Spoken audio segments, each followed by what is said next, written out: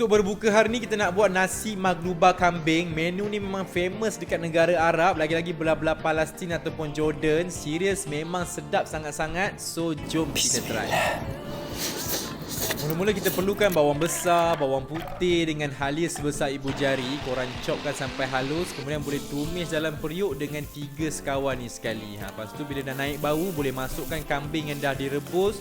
Kacau-kacaukan sekejap dan masukkan rempah campur. Rempah campur ni dekat caption mana ada letak lah. Dengan korang masukkan black pepper sikit. Kemudian kita nak kisarkan 3 biji tomato dengan paste tomato tu sampai halus. Dan boleh campurkan sekali dalam periuk. Kacau-kacaukan lagi dan masukkan cili padi hijau, 1 cawan air rebusan kambing. Dan bila dah mendidih macam ni, boleh keluarkan dulu kambing tu. Kemudian masukkan lagi 4 cawan air rebusan, 2 sudu kecil garam. Dan bila dah mendidih, boleh masukkan 2 cawan beras basmati. Beras ni Ahmad dah rendam selama 30 minit. Lepas tu bila dah kering sikit macam ni, boleh tutup dan kecilkan api. Korang tunggu sampai nasi ni betul-betul masak dan dah siap. Next kita perlukan lada benggala, kentang, kobis bunga dengan terung sikit. Korang susunkan semua bahan ni cantik-cantik dalam periuk. Lepas tu dah boleh masukkan kambing, masukkan nasi, tekan-tekan bagi dia padat. Lepas tu boleh terbalikkan periuk ni. Kemudian boleh taburkan bawang goreng dengan daun ketumbar. Dan dah siap nasi magluba kambing kita hari ni. So untuk korang yang tak tahu nak berbuka apa hari ni, bolehlah cuba resepi ni dan selamat berbuka.